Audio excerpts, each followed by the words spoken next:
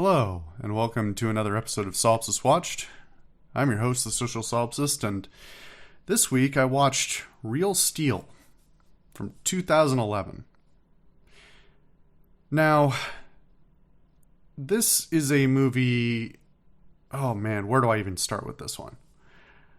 This is a movie I've forgotten about and remembered and forgotten about too many times.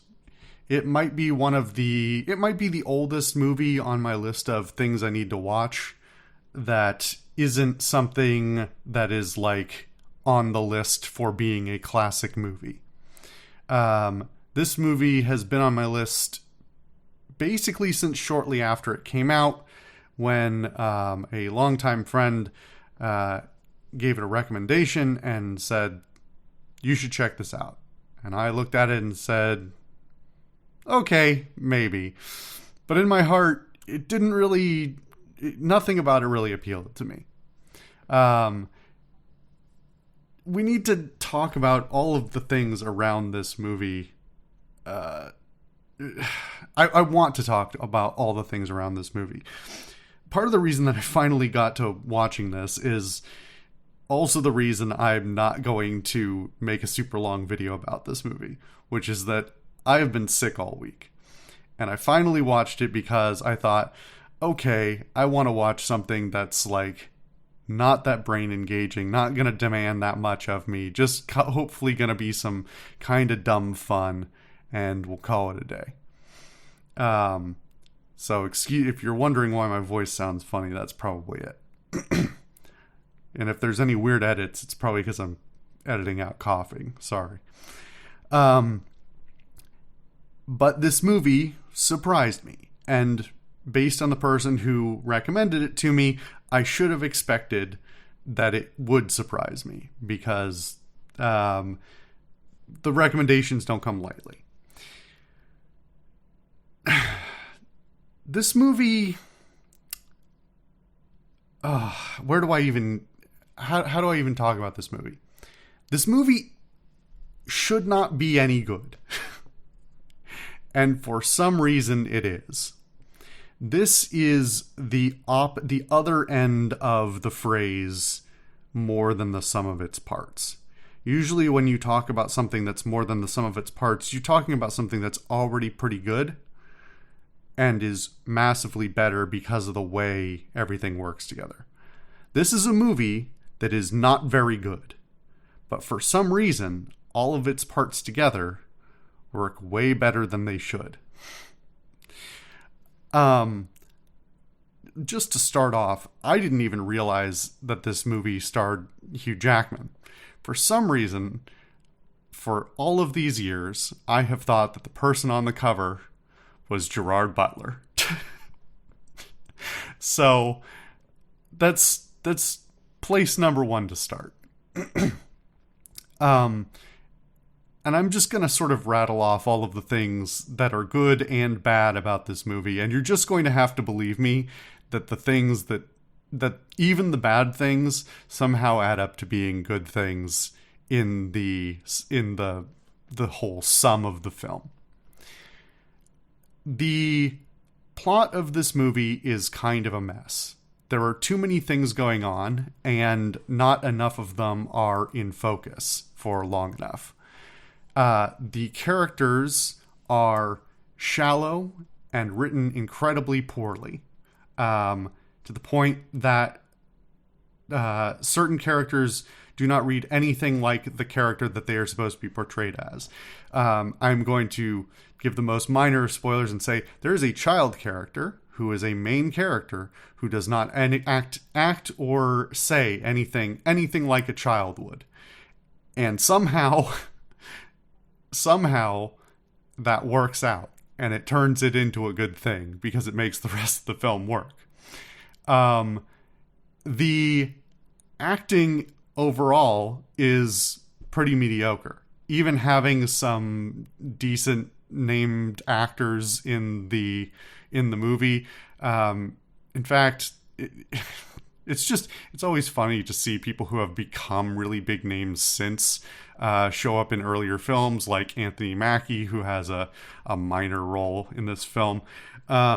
But there's a whole bunch of notable actors in this film, and they're all putting on just okay performances. I'm not going to blame any of them because, frankly, the scripts are so bad.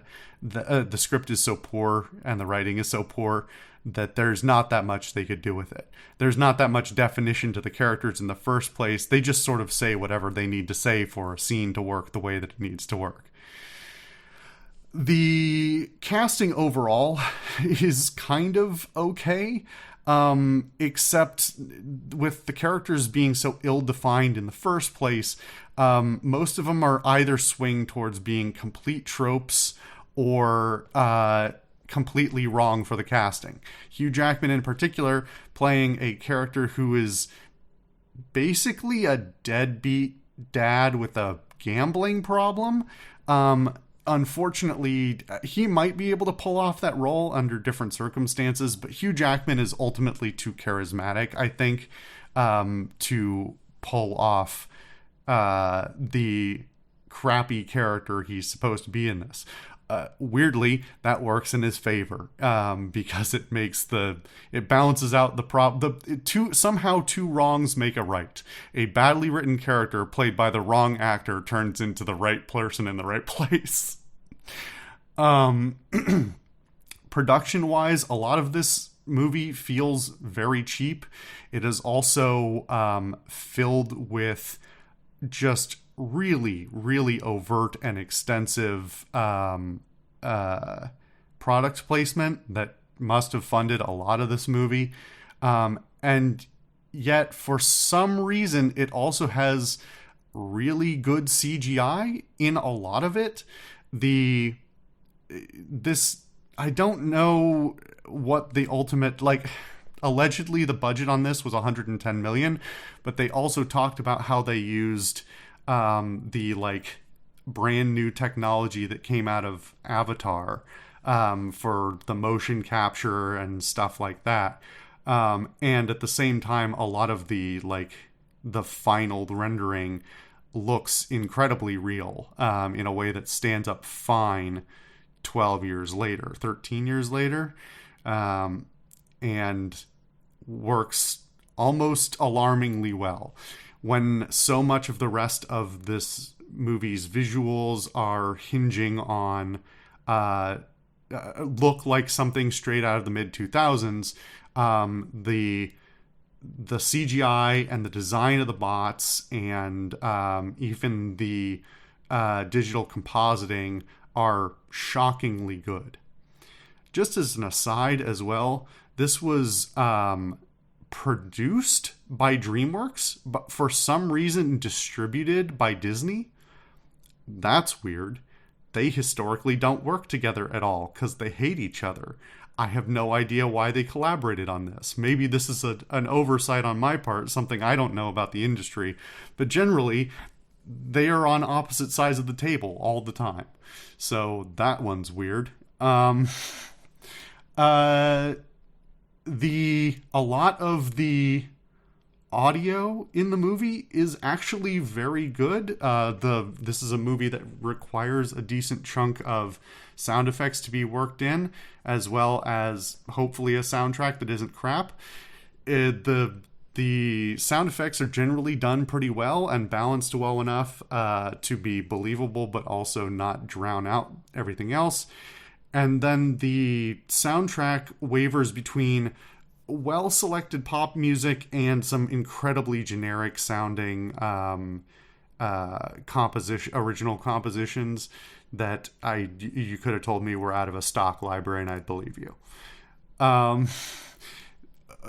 The overall production value and the synthesis of everything doesn't ever glare as particularly great nor particularly poor, though the things that do shine, the CGI elements and those sorts of things do make it go a long way. But at the same time, it's really, really dated, both in some of the environmental design, the cultural touchstones that it decides to use, and a whole bunch of other things that make it look very dated. while it's supposed to be portraying, I think allegedly it's supposed to be portraying the year 2020, which is hilarious because this movie can't decide whether it is in the immediate future, an alternate timeline, or the far-flung future, to the point that one of the coolest things for me personally is just the 1960s International Harvester truck that the main character drives. It's just it's a cool truck. It's a weird old design from the 60s that shouldn't exist because it's a terrible idea. But it's a cool design. And there's a bunch of other design elements in the movie that are just standout awesome. What else can I talk about? There's so much here. And there's so much wrong with this movie. And this is one of those movies that comes around once in a while for me that I go, my God, I could spend 12-hour stream just stopping and starting this movie and picking apart scenes and shots and other things piece by piece to say both what's really good about them and also what is cripplingly awful and needs to be removed, rewritten, excised, like why this character doesn't work at all and should be replaced with a different one, or why you need to rewrite the entire script in order to explain why this character should be in this position, or who the target audience was for this movie, which I still cannot figure out because I'm pretty like it is written like a kid's movie, but I don't think this is made for kids. I don't understand it at all. But ultimately, this falls very easily into the camp of kind of cheesy, kind of okay action comedy movies that will keep you entertained for their runtime with no significant issues, while at the same time being, despite that fact, still having such glaring, awful mistakes and flaws and failure to edit and check and think about what the ramifications are of what you just wrote and all these other things. I don't even want, I desperately do, but I don't really want to get into all of the questions that are raised about the universe that this exists in and how this sport that they've set up doesn't make any sense and has no clear rules and does exactly what it needs to in order to present the version of reality that it wants at the time that it wants it.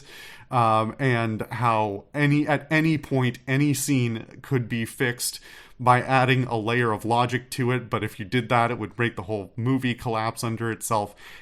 This movie makes no sense, and why I like it makes no sense. I'll be totally honest. I'm confused by it as well. And I only just finished watching it, and I wanted to just sort of say this as soon as I can, because I'm going to need a lot of time to reflect on this. Maybe one day, if I ever get deep in the weeds of my cinematic criticism, this will be one I come back to and actually do the deep dive on and pick apart scene by scene and shot by shot and go over the whole script and say what is glaringly wrong with every single line in this film. And maybe that will make me love it more, and maybe that will make me hate it. But I will be happy to have had the experience of watching it for the first time, and I will be happy to have the experience of wanting to go back to it in the first place. So if you're interested in something that's just weird and doesn't ask a lot of you and doesn't make a whole lot of sense, but also just kind of works for some reason, check it out. I also noticed that it's disappearing off Netflix, which is where I happen to watch it. But, man, Netflix has been not doing well recently, including just the quality of some of its streaming is going down. Anyway, that's a tangent I don't need to get into right now.